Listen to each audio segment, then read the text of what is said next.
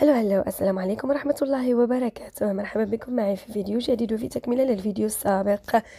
جيني من حدث العلامة التجارية جين بول في باريس، وتم تخصيص مكان جلوس خصيصا لها بجانب المصمم ومالك علامة الأزياء التي تحمل اسمه اللي هي جين بول غولتيه.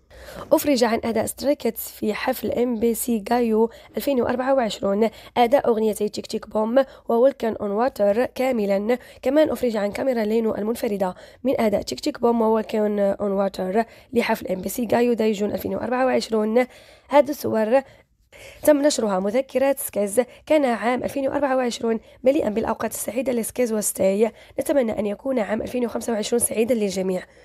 كل الايدولز وكل الفنانين عمالين بيحتفلوا بالسنه الجديده عندهم. كمان اعضاء TXT نشروا مائدات الطعام وكذا. المهم كل الايدولز بيحتفلوا.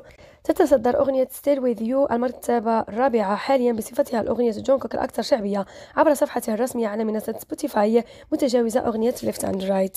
شارك المغني القطري فهد الكوبيسي عده انجازات لاغنيه دريمرز عبر حسابه على مواقع التواصل مؤخرا. على منصه التيك توك شارك فيديو للاغنيه مع التعليق: أغنية دريمرز تتصدر ترند العالمي بعد عامين من إصدارها. على الانستغرام أيضا شارك عبر قصة حسابه تصدر الأغنية المرتبة الأولى على مخطط اليوتيوب المملكة المتحدة لأفضل الفيديوهات الموسيقية لأول مرة على الإطلاق.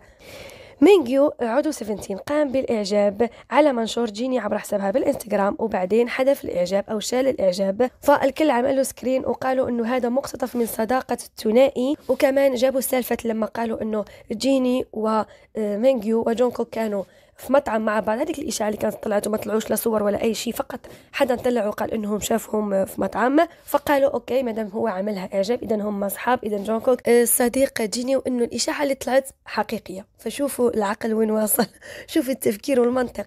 كمان في اللي بيقول إنه لما طلع هذيك الإشاعة في اللي بدأ يقول إنه هي بتوعد تاهيونغ وجونكوك صديق تاهيونغ، وبما إنه تاهيونغ كان مشغول هي طلعت مع صديقه.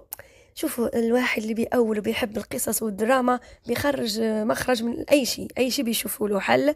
المهم هو عملها إعجاب على آخر منشور من حفلات جيني، وبعدين قام بإلغاء إعجابه لأنه عارف البلبلة اللي حتصير، رغم أنه ألغى الإعجاب إلا وصارت بلبلة. هذو هم مراكز BTS جي من جونكوك عبر مخطط سبوتيفاي العالمي اليومي للفنانين، وهذو مراكز أغاني الأعضاء عبر مخطط سبوتيفاي العالمي اليومي.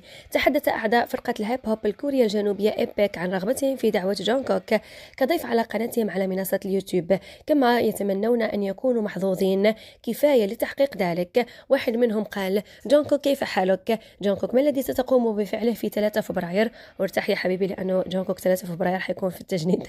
تخطت أغنية جونكوك دريمرز حاجز 70 مليون مشاهدة على منصة اليوتيوب خلال شهر يناير من عام 2025 فقط، لتوسع سجلها القياسي بكونها الشهر الأضخم ستريما للأغنية عبر المنصة منذ إصدارها عام 2022.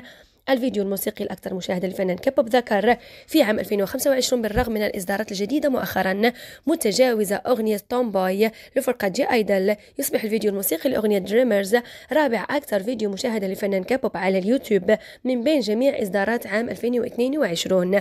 وهنا ينتهي الفيديو، ونلتقي في فيديو جديد. باي باي.